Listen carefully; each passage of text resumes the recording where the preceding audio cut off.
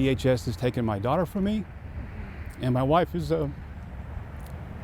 arrested. New at 10 tonight, Jeffrey Hamby speaking out just before his wife's release from the Crawford County Jail tonight. She is accused of plotting to kidnap their adult daughter. Hamby, though, says her intentions were not malicious. 5 News reporter Laura Castleman has been following this all day today and here with now new details on this. Laura. That's right, Darren. Tammy Hamby served on the Crawford County Library Board until resigning last Monday, just days after the alleged kidnapping plot. Tonight, she and 3 others face a felony charge of conspiracy to commit kidnapping. Tammy Hamby turned herself into the Crawford County Jail Wednesday. 5 News was there after her release. Hamby, David Koch, Nico Austria, and Shannon Childers are accused of staging the kidnapping of Hamby's adult daughter, who has an intellectual disability. Childers works as an in-home caregiver for Hamby's daughter. Without my knowledge, but my wife, with her aide and a couple of their friends, tried to do an intervention. Jeffrey Hamby says his wife staged the kidnapping in an effort to stop their daughter from talking to strangers, posing as a celebrity online. The predator developed a relationship with her, and he said he was Luke Bryan, the singer, and my daughter adores him. He'd had her put tape on our cameras at our home because his people were coming to pick her up to take her to him. According to an arrest warrant, Austria knocked on the Hamby's door November 17th and told the victim he was with Luke Bryan, asking her if she wanted to meet him. Investigators say the victim agreed and got in his car. Austria and Koch drove her to a nearby field, according to the warrant, demanding money and tying her to a tree, with Tammy Hamby planning to, quote, rescue her.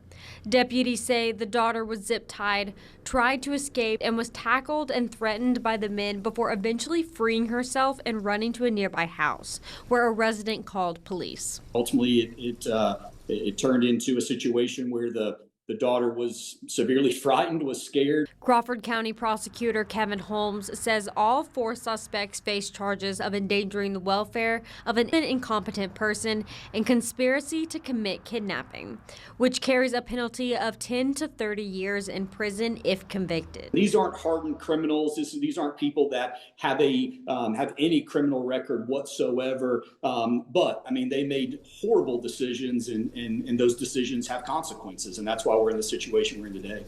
Jeffrey says his wife acted in desperation to protect their daughter. I don't want it out there that she in any way tried to harm my Jamie.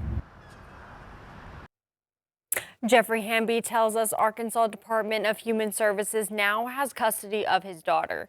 He's working to regain custody with another hearing in about 2 weeks.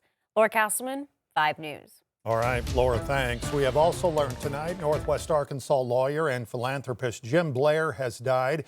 Blair donated millions to the building and expansion of the Fayetteville Public Library, later became its namesake. Blair was a longtime general counsel for Tyson Foods. He was born in Elkins, raised in Fayetteville, and graduated from the U of A with a law degree in 1957. He was also a longtime friend of former President and First Lady Bill and Hillary Clinton. A documentary about his life actually premiered to the public at the Fayetteville Library just this past Sunday. Blair was 90 years old. In Fayetteville today, a hearing was held for a dispute over an electronic sign display at the Collier Drug Store Pharmacy on Dixon Street. It began in June of last year when a complaint was filed saying an American flag display violated a city code that bars electronic monitor displays in windows.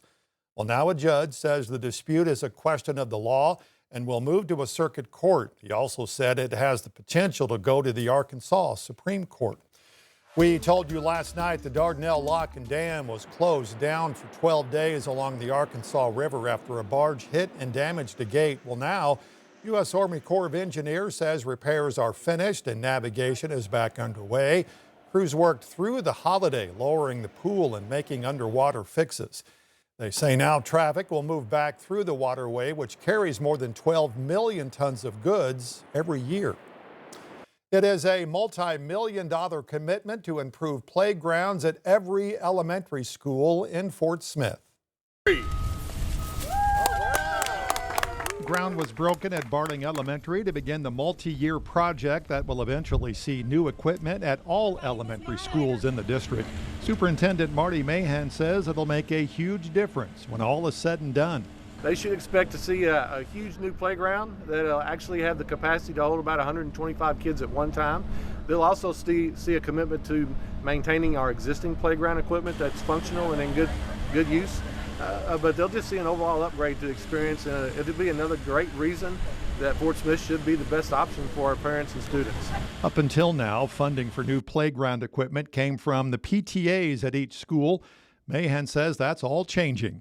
Our board had a desire to change that and make that part of our operational funding as a district so that it's more universal across the district, and we're very committed to that as well, and also excited to see the new equipment go up and into place. And so now the district will take over operations and funding to make sure our playgrounds are up to date and very nice and well equipped. The first phase of the project will see the new equipment installed at 6 schools. David McWilliams with Clark Contractor says he's hoping to be done with that phase in just a few months, weather permitting, of course. It's not the ideal time of the year to do this, but we're going to give it a go and do our best to meet that schedule. We will actually be working consecutively from one campus to the other. We will have a couple campuses that has construction going on at the same time and work our way through all 6. Bottom line, Mahan says it's all about improving schools. Another one of the great reasons that our families should look at our district. A lot of great things going on. This is just one piece of the puzzle that makes Fort Smith a great option. Goal, by the way, is to have that entire project done in less than 3 years.